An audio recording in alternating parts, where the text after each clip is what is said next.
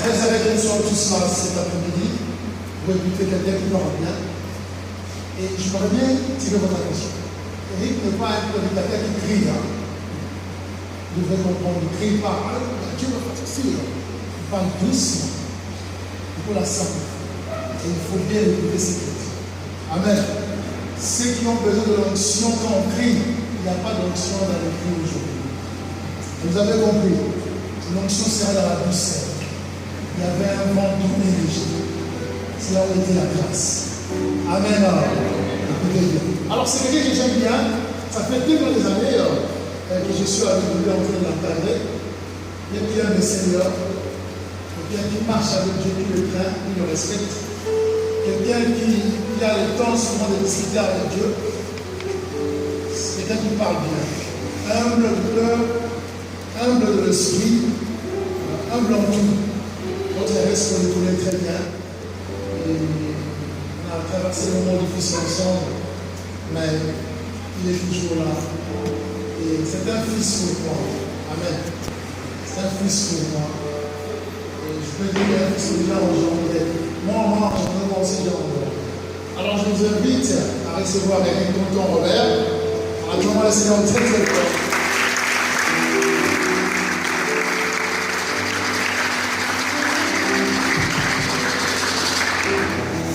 Je salue la jeunesse de Kinshasa, et le propos du jour sera sur construire la maison de sa destinée.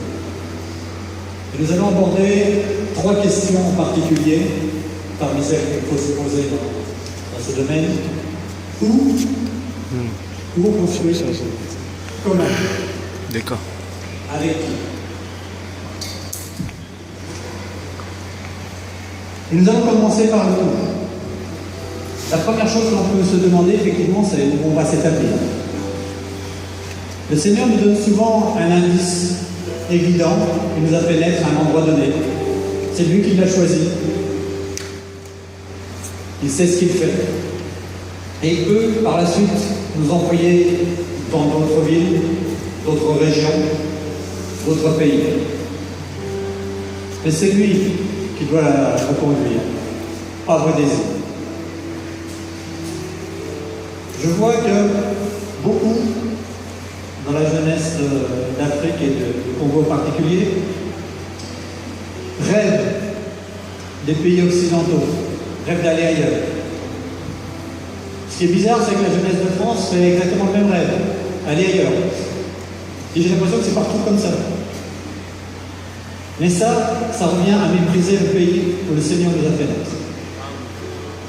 Et ce n'est certainement pas une bonne chose. Le Seigneur peut vous amener à un moment donné à bouger. Il peut vous appeler à un endroit donné. Et certains d'entre vous peuvent, par exemple, avoir rêvé de la France, avoir envie d'y aller. Et vous avez peut-être suivi l'actualité de ces derniers mois avec cette vague de migrants musulmans qui sont rentrés. Peut-être suivi des épisodes de crise économique précédents et les commentaires qui se font sur ce qui est en train de se dérouler. Et je peux vous dire quelque chose qui est annoncé par prophétie et que même les païens peuvent dire, c'est que la porte est fermée pour la France. Fermée pour la majorité. Ce genre de fermeture, elle n'est pas opposable au peuple de Dieu. Ce qui veut dire que si Dieu vous appelle, aucune barrière ne tiendra. Mais si vous essayez d'y aller par vos propres forces, ce n'est plus le temps. Pourquoi? Parce que les classes sont prises. Les experts chez nous disent effectivement la classe traditionnelle accordée aux Africains a été prise par ces migrants. La crise que tous attendent va éliminer les derniers arrivés. Et je peux vous assurer qu'il est bien envie que ce soit vous qui soyez là-bas au passage. Pourquoi? Parce qu'il est évident que dans les alliances ne sont pas avec le peuple chrétien. Mais un temps s'ouvre pour ceux qui sont appelés. Ils devraient être particulièrement forts. Particulièrement très obéissants à la voix de l'Éternel. Et vous allez devoir les porter dans la mission. Depuis ici, mettre le cadre, la prière, le soutien, le conseil, le financement. Et de la même manière, dans les pays, les villes, ça peut être à Goma, Lubumbashi, ça peut être à Paris, ça peut être à New York, il va falloir qu'il y ait un échange qui se fasse pour que les églises, les familles qui seront en position puissent accueillir. Et c'est cet échange qui va permettre à ces serviteurs de s'implanter de faire le service. Et je peux vous dire d'ailleurs que les prophètes français ont déclaré que ce sont en grande partie les églises africaines qui créeraient le réveil en France. Ça a juste un petit inconvénient, c'est que ceux qui auront réveillé les banlieues chez nous, c'est un peu agité. Si vous connaissez le pays, ça risque d'être quelque peu violent. Bon, peut-être certains d'entre vous ont une vocation de martyr, personnellement, je préférerais éviter. Mais c'est peut-être ce qu'attend certains d'entre vous. Un envoi, un lieu. Vous pouvez demander à Dieu de vous dire où est-ce qu'il vous veut. Mais la plupart du temps, il vous envoie là où votre cœur est attiré.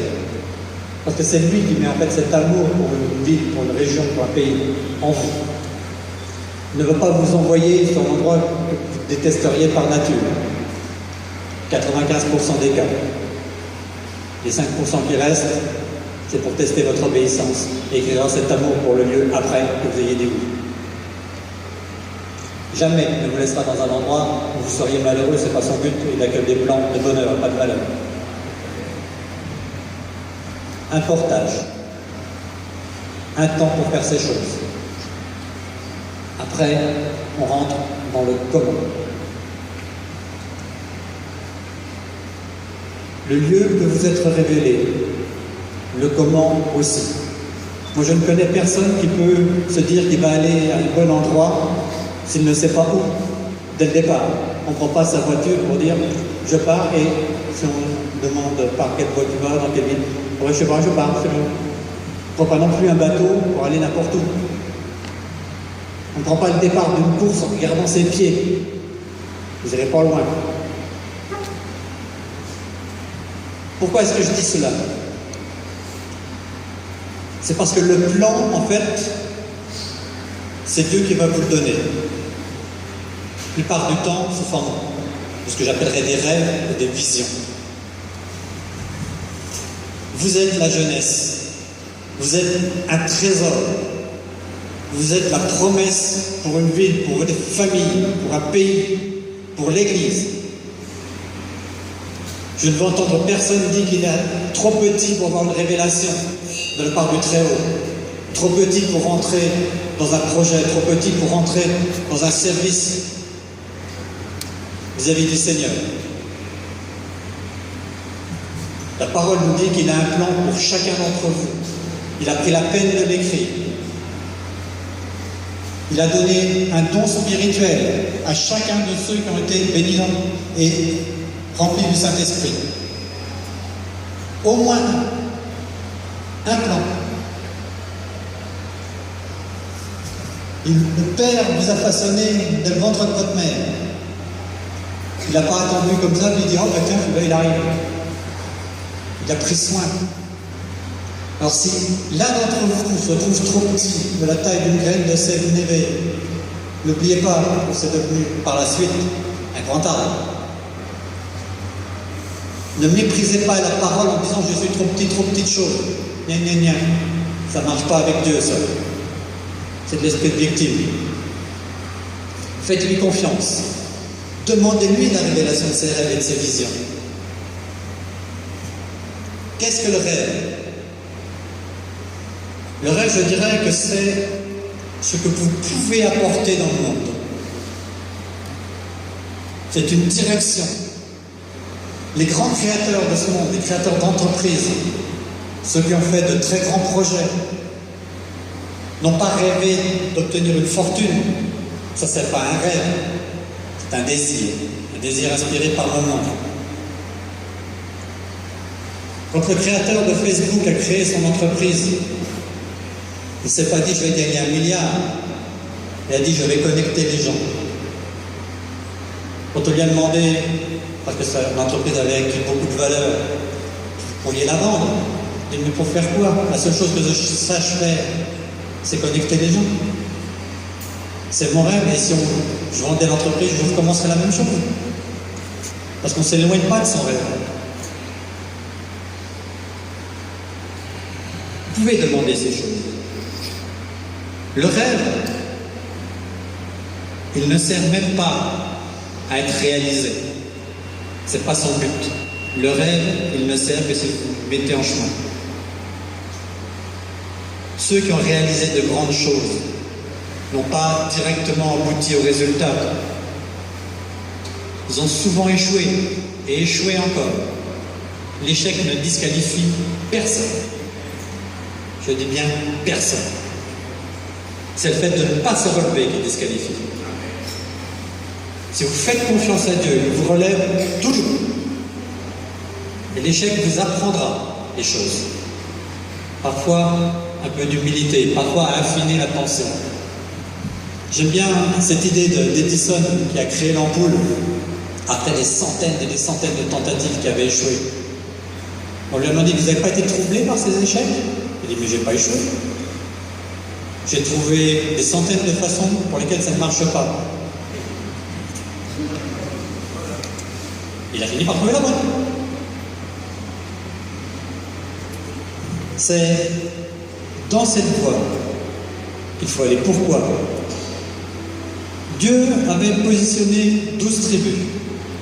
Une tribu de Lévites, 11 tribus, dont le rôle était de fournir les moyens des Lévites. C'est même un ordre dans l'Ancien Testament de bénir les Lévites, de fournir les moyens au temple. Sous la Nouvelle Alliance, nous sommes tous quelque part un peu Lévites, tous des serviteurs, mais certains peuvent l'être à plein temps. Vous devez fournir, créer les moyens qui les portent, créer les moyens pour envoyer les missionnaires. Pas être juste des gens qui passent. Moi, je n'ai pas envie, quand on se retrouvera là-haut, que votre discours, pour ceux qui vous rencontreront à la fin de votre vie, soit finalement, je regrette de ne pas avoir fait ci, je regrette de ne pas avoir fait mon projet, je regrette. Vous finiriez dans l'amertume. Le rêve, si vous l'avez, mettez-le en branle. Vous aurez des gens qui vont se mettre contre vous. Parfois vos proches, votre famille. Parfois même vos responsables spirituels. N'écoutez pas les voix qui s'opposent à vos rêves. Si vous sentez que vraiment c'est là, vraiment ça brûle en vous, accrochez-vous-y. Écoutez les conseils, mais ne vous laissez jamais détourner. La vision, elle, ce n'est pas ce que vous apportez au monde, c'est le plan dans le service. C'est où Dieu veut vous amener en tant que serviteur. Alors, je vais vous donner un exemple très simple de la manière dont ça peut se faire. Je vais vous donner mon exemple. J'en connais certains, mais bon. Celui-là, je le vis tous les jours. Il y a 11 ans, je quittais ma première église à Paris. J'avais connu Dieu à Marseille, j'étais venu à Paris, c'était ma première église, et je sentais qu'il était temps de partir. Mon pasteur a dit, je ne veux pas, c'est pas une bonne chose. Moi je sentais quand même que ça brûlait, mais il fallait effectivement aller. Les anciens, eux, ont prié. Et dans la prière, ils m'ont dit, c'est vraiment la volonté du Seigneur que tu ailles dans une autre église. Il y avait différentes raisons, ça s'est fait comme ça. Mais le même jour, le Seigneur m'a montré une vision, une image. Il m'a parlé, il m'a dit, tu vas dans une nouvelle église, mais tu ne vas pas y rester très longtemps. Tu y vas pour rencontrer des personnes. Et il m'a dit, à travers cette image, et puis la parole qu'il a rajoutée, ton service naîtra auprès des Africains. Et il se développera auprès des Africains. T'es sûr? Ouais, bon. Pas très convaincu au départ. Mais ça s'est fait. Les rencontres se sont faites. Dans l'image, je m'avais clairement montré qu'il y aurait un homme clé, qui serait celui avec lequel se bâtirait le service. Le pasteur Pierre Capello. Dieu nous met parfois sur le chemin des hommes qui vont être ceux qui vont nous accompagner dans les rêves, mais aussi ceux qui nous accompagnent dans la vision. C'est pas arrêté là. C'est pas arrêté là. Moi, en tant que moment, il me disait qu'il fallait aller dans une église africaine, peut-être, on va voir. On verra bien dans un petit rôle d'ancien, une équité de prière, piqué. Quelques mois après, mettrai la parole dans ta bouche. Et si que je prenne le micro? Et évidemment, on prendra le micro. Bon, on en verra. Il l'a dit il y a 11 ans. Mais il a rajouté un petit quelque chose par rapport à la vision. Moi, je dis, bon, une église africaine, pourquoi pas prendre la parole? J'ai pas envie, mais je le ferai. Du moment que je reste à peu près dans mon cadre, en France. Oups, il me donne une vision complémentaire. On me montre la France, on regarde côté dessus, et il emmène mon regard sur l'Afrique. Je crains de comprendre, Seigneur. Tu as vraiment envie de m'envoyer. Oui. Bon. 11 ans. Je tiens le micro poussé dans une église africaine.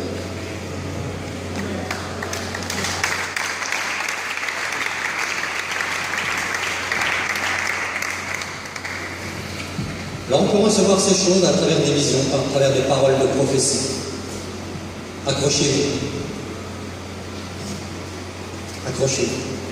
Recherchez. La révélation, vous pouvez tous la voir. Tous.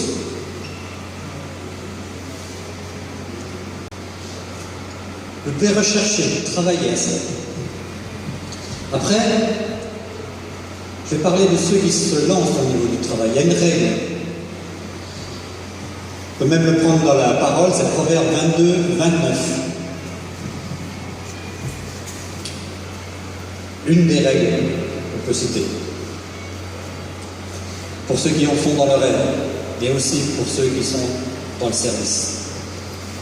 Cette parole dit: regarde l'homme qui fait bien son métier, il pourra offrir ses services au roi.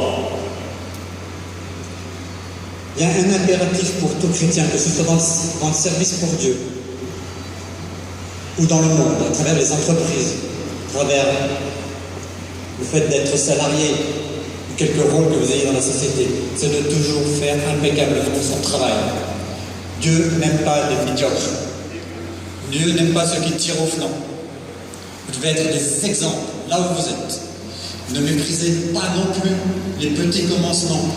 Même si Dieu vous a dit que vous alliez avoir un ministère, une nature qui vous précisera, vous ne démarrez pas par là.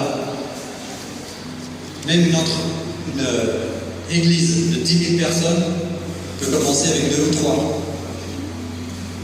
On va commencer à 4 ou 5. Ici aussi, tu as connu les débuts, pas beaucoup. Une entreprise, Facebook, ça vaut des dizaines de milliards à l'heure actuelle. C'était juste un système de connexion d'étudiants à l'université de Mark Zuckerberg. L'idée s'est étendue. L'entreprise a pris une taille absolument gigantesque. Je connais des gens. J'ai entendu des témoignages de personnes qui ont chuté, qui ont perdu parfois même leur appel. parce qu'ils se sont rebellés, parce qu'on ne leur donnait pas la place qu'ils estimaient méritée, ou la place que Dieu leur avait annoncée. Mais Dieu ne bénit jamais les rebelles. Il a un temps pour vous amener à la position où vous devez aller. C'est aussi dans l'obéissance à vos anciens, parfois, à ceux qui vous font faire l'étape suivante du service, l'étape suivante de la mission, à ceux qui vont vous accompagner aussi dans les rêves, la construction des entreprises, des commerces. On va dire qu'il y a à faire là-dedans, l'entreprise ou le commerce. Mais les patriarches étaient des dirigeants d'entreprises agricoles. Ils avaient des troupeaux. Job aussi. Le ministère de Paul n'aurait pas pu se développer s'il n'y avait pas eu notamment des femmes qui étaient des femmes d'entreprise, des marchands, des commerçantes qui ont mis à disposition des fonds pour l'aider, c'est-à-dire plusieurs reprises, ou qui ont mis à disposition leur maison pour les premières réunions de l'Église. Elles ont fourni les moyens, comme vous pouvez être appelés à faire pour les missionnaires et les personnes qui sont dans le service. Parce que Dieu n'aime pas que l'on reste passif. Ce qu'il veut, c'est que vous vous impliquiez et que vous avanciez. Pas que vous laissiez au monde la possibilité de créer.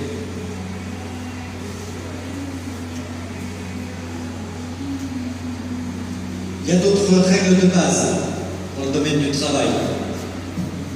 J'en citer quelques-unes. Le but, ce n'est pas fondamentalement l'argent de ce service que l'on apporte, ou tout court, ce que vous pouvez apporter.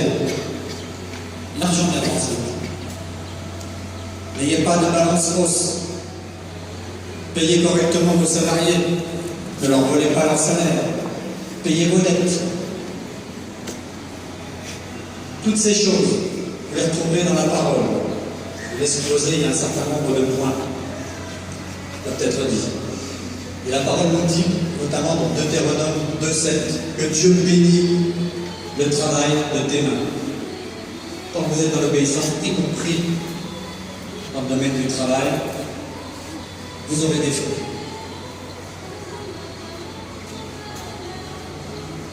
Vous saurez bien souvent que vous êtes dans la bonne position si vous trouvez du plaisir à ce que vous faites.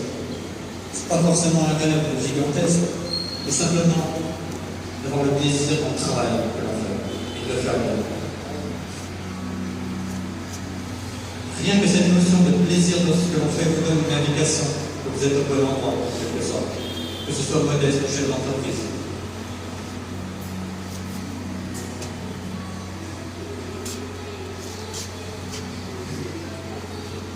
La parole nous dit aussi qu'il faut être diligent à ce que l'on fait.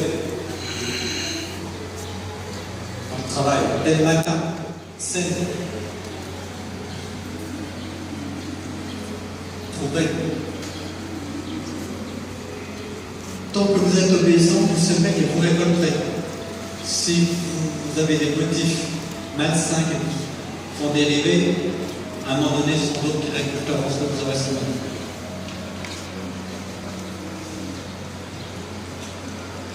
Il y a un temps aussi, on voit dans la parole, pour investir, pour placer, pour utiliser les dons que vous avez. Ça aussi, c'est un révélateur de l'endroit où Dieu veut vous amener, du rêve que vous fixez. Il vous donne des dons, y compris des dons matériels, physiques, techniques. Dans l'Église, vous avez des gens qui sont dans différents rôles, non pas à côté de pitre, mais côté arrière-plan. Vous avez des gens qui règlent le son, c'est un don. Il y a des chanteurs qui peuvent avoir un don là-dessus. Il y a des métiers qui peuvent s'apprendre de ce style-là. Vous pouvez combiner l'action de l'Église et un métier d'apprentissage pour le monde. Qu'il soit un apport.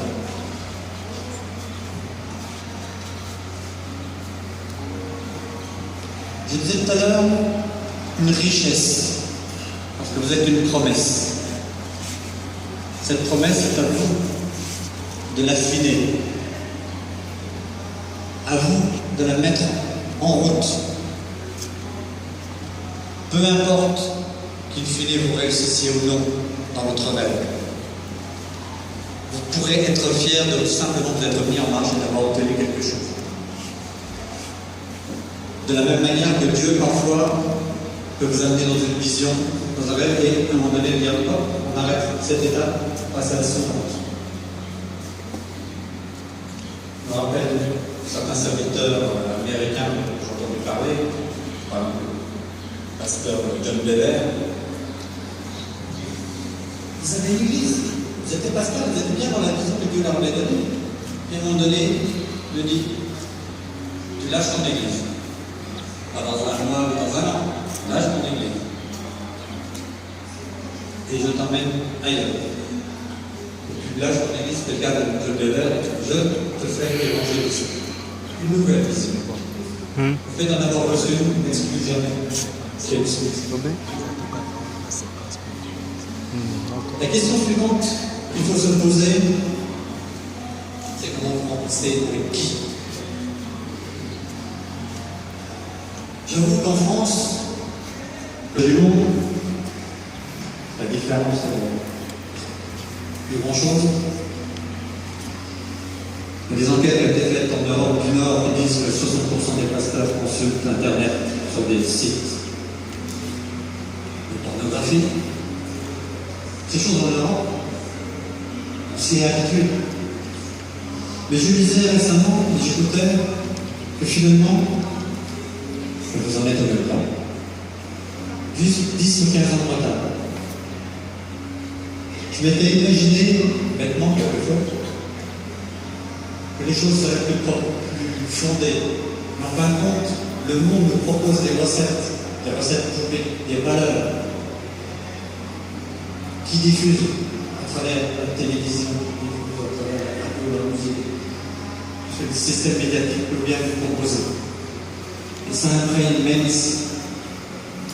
Alors quand je m'adresse à la jeunesse, je veux vous demander vraiment de ne pas laisser cette évolution se faire à travers vous. Restez ferme, restez droit. Je rappelle que la volonté de Dieu au départ, c'est un homme avec une femme, des jeunesses, avec une seule. C'est le Nouveau Testament qui nous dit que le diacre, notamment, doit être marié d'une seule femme. La parole nous parle très souvent d'adultère, physique et spirituel.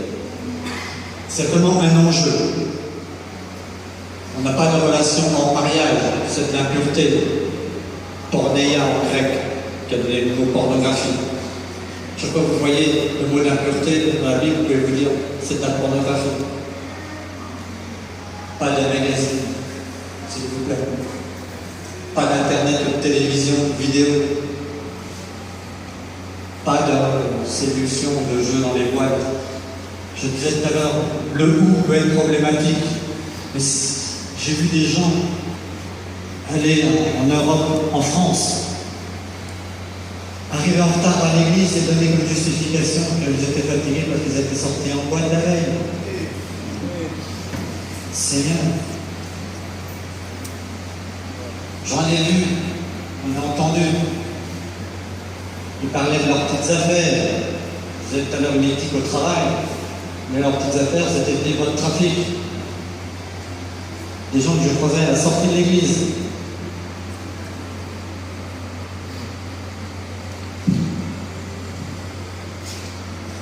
Pas de relation en dehors du mariage. Même si vous êtes convaincu que ce n'est la personne avec qui vous avez vous marié. Il y a plein de gens qui avant qui étaient persuadés qu'ils étaient avec la personne avec qui ils allaient se marier. Il y a plein de gens qui sont convaincus d'être avec la bonne personne et qui se sont séparés la semaine suivante. Faites pas d'illusions. Il y a une bénédiction particulière dans la consommation après le mariage. Amen. Ne laissez pas cette bénédiction vous échapper. Ne fracassez pas votre appel en vous amusant à des choses impures. Même au sein de l'Église, très souvent les serviteurs qui tombent avec quelqu'un qui est lui-même dans l'Église. Il n'y a pas d'excuse. N'allez surtout pas dire, comme je l'ai entendu aussi, le premier mariage était une erreur. Dieu m'a montré que ce n'est pas celui qui m'avait réservé, ou c'est qui m'avait réservé. Ça ne marche pas, ça. Ça, c'est un cœur pourri qui parle, c'est pas un serviteur.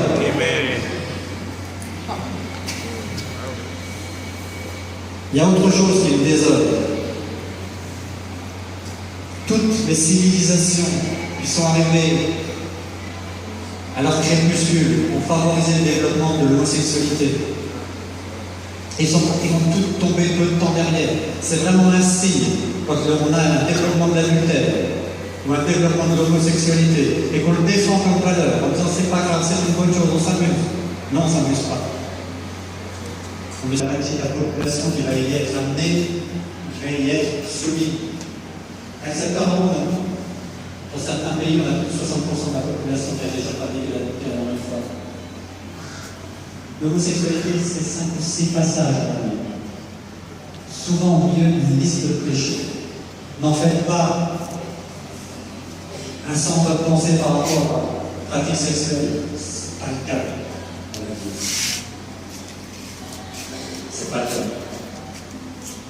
Même pour Sodome et Gomorrhe, la première chose qui était montrée, c'est que la vie était pécheresse, on ne disait pas de quoi. Ensuite, il y a un épisode où l'homosexualité est présente, l'infraction de règles. On retrouvera d'autres passages de la Bible, dans un autre passage de la Bible. Dans cet autre passage, l'échange avec la femme pour l'homme avec ses filles, cet autre passage avec la femme de l'homme qui reste relevé des anges. L'échange se fera, la femme mourra, une guerre civile. Vous trouverez d'ailleurs souvent ce mot d'infâme dans la Bible. Mauvaise traduction. Dans le texte d'origine, infâme signifie sodomie. Homosexuel ou hétérosexuel, condamné de la même manière. Les traductions sont un peu approximatives parce qu'il s'agit en fait de prostitution sacrée. Des jeunes hommes qui se prostituaient pour leur Dieu, l'idolâtrie. Après, effectivement, les homosexuels ont une liste générale. Souvent, les églises se concentrent sur cette seule appel, une mauvaise activité sexuelle qui peut détruire, comme je disais tout à l'heure, l'appel ou le rêve. 5% de la population, 10% en prenant ceux qui ont une expérience dans leur vie. L'adultère, c'est plus de 50%, je l'ai dit tout à l'heure. Comparer ce qui est comparable, à un moment donné, le nombre de fois où ça paraît dans la Bible. Les scientifiques nous donnent une autre source qui aide à comprendre d'où elle vient. Ils nous disent, dans peu près 2 tiers des cas, pour les personnes qui deviennent homosexuelles, le père est absent, relativement peu présent, et ne sait pas démontrer son affection. Et la mère parfois surcompense. La personne a un manque affectif du côté du père qui reste inassouvi quand il grandit. Il y a une présence affective du côté du sexe opposé qui est éteinte. Et la mère a surcompensé. Déséquilibre. Et ce déséquilibre restera tout au long de la vie. Souvent les églises se contentent de dire « abstenez-vous ». Mais l'abstention, ça ne répare jamais ce besoin. Il existe. Il faut le reconnaître. Qu'est-ce que vous pouvez faire? Vous allez être amenés à élever les enfants. Tous. Soyez présents. Le fait de devoir gagner sa vie pour leur apporter quelque chose ne remplacera jamais votre présence. Jamais l'argent ne compense la présence d'un père. Démontrez-leur votre affection. Dites-leur. Même pour vos proches, en dehors de la relation parent-enfant, mais l'enfant lui-même, vous avec vos propres parents, n'oubliez jamais de manifester aussi ces signes d'affection. Évitez le jeu du « je tente un coup pour voir », ça va peut-être m'amuser. Ça, c'est le système du monde. On a envie de consommer, on tente tout et n'importe quoi maintenant. Le nombre d'horreurs auxquelles on peut assister et entendre parler, on remplirait des catalogues. Ne rejetez pas les personnes qui sont dans cette difficulté de l'homosexualité, dans cette souffrance. Montrez-vous solides comme des pères et des mères, le moment venu. Car ils ont aussi besoin d'eux. modèles masculins et de modèles féminins bien établis. Priez pour eux, accompagnez-les. Jamais le rejet ne sera une solution. C'est très difficile de les sortir de la situation, parce que les racines sont très profondes, elles remontent à l'enfance. Ne vous croyez pas plus forts non plus, les uns ou les autres, parce que vous avez évité tel péché. Mais il y a des moments où on regrette d'une certaine manière cette erreur, ou de s'être pris trop solide. Trop solide parfois en allant dans des lieux qu'on aurait mieux fait d'éviter. Aller danser en boîte de nuit, ouais, juste s'amuser. Sûr, il n'y en a pas séduire, sûr. Rien du tout. Rien du tout. Alors faites bien attention à la manière dont vous remplissez cette maison de la destinée. Avec le qui, avec le quoi, je le disais tout à l'heure. Les pensées, parce que c'est les pensées qui bien souvent vont nous amener à la chute du côté sexuel. Mais c'est aussi celles qui vous amènent dans les valeurs du monde, l'argent, l'orgueil. Il y a des gens qui peuvent se dire, moi j'ai envie d'être le prochain béni, le prochain pasteur Passoakou, je sais. On n'est jamais le prochain ceci ou cela. Vous êtes tous uniques. Vous serez tous le premier et le dernier de votre position.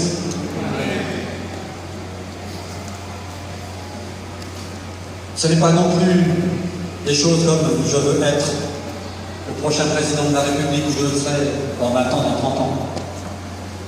Pareil que Sarkozy chez nous avait ce rêve-là dès son enfance. C'est l'orgueil, souvent. Même si votre rêve est dans ce niveau-là, il ne peut être que qu'est-ce que je vais apporter à mon tour, pas quelle position je veux occuper. Méfiez-vous du style de pensée. Méfiez-vous de ces séries télévisées qui peuvent vous amener à penser, flirter ou autre, c'est pas grave. Méfiez-vous de ce qui vous amène à penser que l'argent, c'est la référence. L'argent, c'est un bon serviteur, si vous savez l'utiliser. Et si c'est votre but, c'est pas en haut, c'est pas en haut. Comment on peut éviter ces choses? De la même manière qu'on peut demander à être éclairé sur l'endroit. De la même manière qu'on peut être éclairé sur le quoi, le comment. De manière très simple. S'adresser à Dieu. S'adresser au Saint-Esprit. Connexion. Je vais vous donner une mauvaise nouvelle. Peut-être qu'il va falloir aller loin, attendre longtemps pour recevoir cela. Loin, jusqu'ici. Pour ceux qui ont envie de présenter les rêves qu'ils ont, les visions qu'ils ont reçues, dire au Très-Haut, j'accepte de rentrer là-dedans, j'accepte de me mettre en chemin. Et ceux qui devront se placer devant eux pour dire, oui, je veux maintenant rentrer dans la terre de l'esprit. Je veux être rempli. Je veux être avec toi tous les jours. Venez. Est-ce qu'il y a une question? Non, on va payer.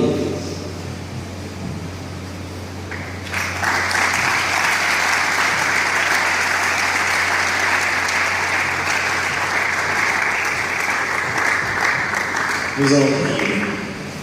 Nous allons demander à tous ceux qui ont dans leur cœur un rêve, qui ont dans leur cœur une vision, qui veulent que Dieu les accompagne, qui veulent être avec la personne que Dieu leur a destinée, qui ont un désir dans leur cœur de servir le Seigneur, de servir cette nation, de servir dans l'Église. Nous allons vous demander simplement d'avancer. Nous allons prier avec vous et pour vous. S'il vous plaît, nous ne sommes pas dans un spectacle, mais simplement nous sommes dans un moment où nous allons prier pour notre destinée, pour nos lendemains. Là où tu es, si tu peux te lever et venir, nous allons prier avec toi. Je demande encore Eric de venir. Nous allons prier ensemble, Pasteur Hubert. Lorsque vous venez lever les mains simplement, nous voulons nous attendre à ce que Dieu fasse quelque chose. Oh Seigneur.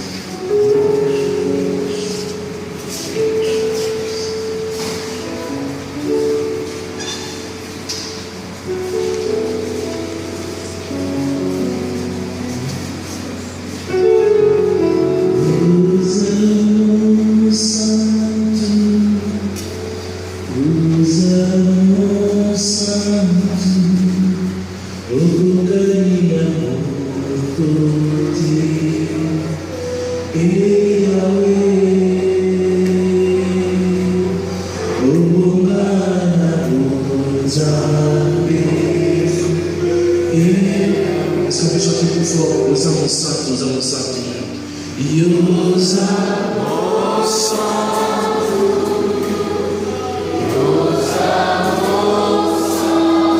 encore plus fort que ça, s'il vous plaît.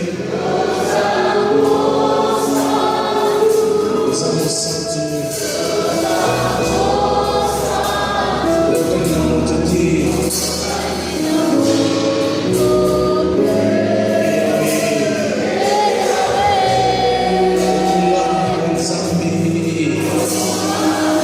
Celui qui a fait la promesse est fidèle, celui qui nous a appelés est fidèle. Encore une fois, nous avons senti.